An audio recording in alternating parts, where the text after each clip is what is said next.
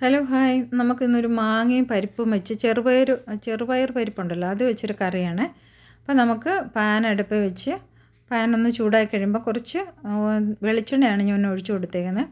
വെളിച്ചെണ്ണയോ നെയ്യ് ഇപ്പോൾ ഹെൽത്ത് നോക്കുന്നവരാണെങ്കിൽ നെയ്യ് ആദ്യം വേണ്ട, നമ്മൾ അവസാനം കുറച്ച് നെയ്യ് ചേർക്കുന്നുണ്ട്. അതുകൊണ്ട് വെളിച്ചെണ്ണ മതി. വെളിച്ചെണ്ണ ചൂടായി കഴിഞ്ഞപ്പോൾ ഞാനൊരു 1/4 ടീസ്പൂൺ കടുക് ഇട്ട് കൊടുത്തിട്ടുണ്ട്.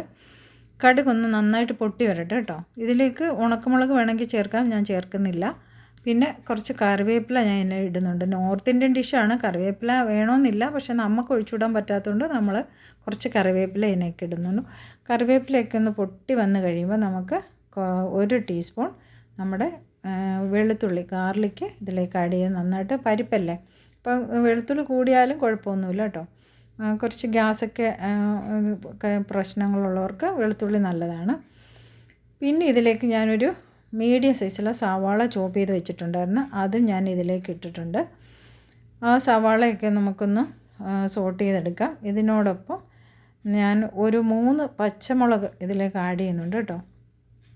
ഇതിലേക്ക് വേറെ മുളകിൻ്റെ പൊടിയൊന്നും ചേർക്കുന്നില്ല, അതുകൊണ്ട് ഈ പച്ചമുളകിൻ്റെ എരിവാണ് ഇതിലേക്ക് വേണ്ടത്. നിങ്ങളുടെ എരിവിനനുസരിച്ച് മുളക് ചേർക്കാം.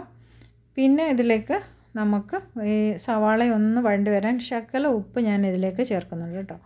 ഉപ്പും ചേർത്ത് ഈ സവാളയും പച്ചമുളകും ഗാർലിക്കൊക്കെ ഒന്ന് നല്ല ഗോൾഡൻ ബ്രൗൺ കളർ ആവുന്നിടം വരെ നമുക്ക് വഴറ്റിയെടുക്കാം.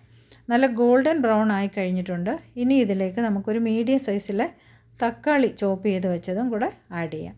ഈ തക്കാളി ചോപ്പ് ചെയ്ത് വെച്ചതും ഈ ഉള്ളിയും എല്ലാം കൂടെ നന്നായിട്ട് സോട്ട് ചെയ്ത് കഴിഞ്ഞിട്ട് നന്നായിട്ടൊന്ന് ആവി കയറി കഴിയുമ്പോൾ തക്കാളിയൊക്കെ നന്നായിട്ടൊന്ന് വെന്തുടയണം കേട്ടോ, അതിൻ്റെ പച്ച ചുവയൊക്കെ അങ്ങ് പോകണം.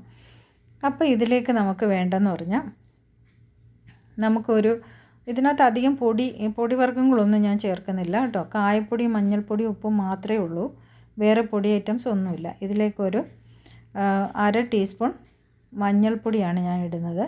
1/2 ടീസ്പൂൺ മഞ്ഞൾപ്പൊടി, പിന്നെ ഒരു 1/4 ടീസ്പൂൺ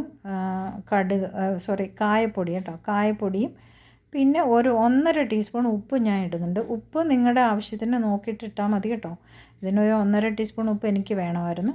അതിനുശേഷം ഞാൻ നമ്മുടെ മാങ്ങ ഉണ്ടല്ലോ, ചെറിയ 2 മാങ്ങയാണ് തോലെല്ലാം ചെത്തിക്കളഞ്ഞിട്ട് ചെറിയ കഷ്ണങ്ങളാക്കി മുറിച്ച് ഇട്ടിട്ടുണ്ട് കേട്ടോ.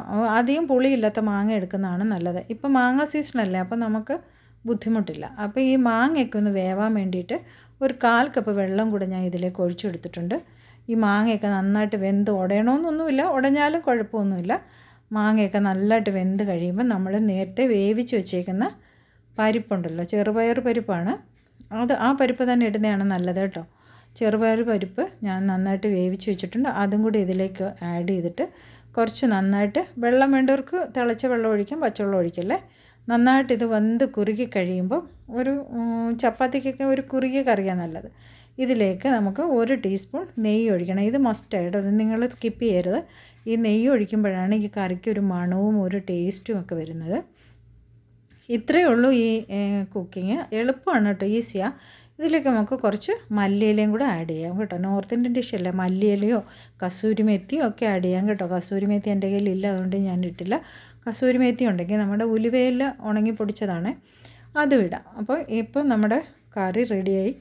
ഞാൻ ചെറിയൊരു ബൗളിലേക്ക് മാറ്റി വെച്ചിട്ടുണ്ട്. ഇത് നമുക്ക് ചോറിനും കഴിക്കാം കേട്ടോ. ഇന്ന് ഞങ്ങൾ ചപ്പാത്തിക്കാണ് ഇത് കഴിക്കാൻ പോകുന്നത്. ചപ്പാത്തിക്ക് എല്ലാവർക്കും എന്ത് കറി ഉണ്ടാക്കും എന്നുള്ള ടെൻഷനല്ലേ. അപ്പോൾ ഈ കറി നിങ്ങളൊന്ന് ട്രൈ ചെയ്ത് നോക്കിയോ, എങ്കിൽ എല്ലാവർക്കും ഇഷ്ടപ്പെടും. ഇന്ന് ഞങ്ങൾ ചപ്പാത്തിക്ക് ഈ കറിയാണ് ഉപയോഗിക്കുന്നത്. ഒരു കോഫിയുണ്ട്. അപ്പോൾ എല്ലാവരും ട്രൈ ചെയ്യണം, നല്ല ടേസ്റ്റാണ്. ട്രൈ ചെയ്തിട്ട് ഫീഡ്ബാക്ക് അറിയിക്കാനും മറക്കരുത്. ഓക്കെ, നെക്സ്റ്റ് ടൈം കാണും വരെ താങ്ക് യു, ബൈ.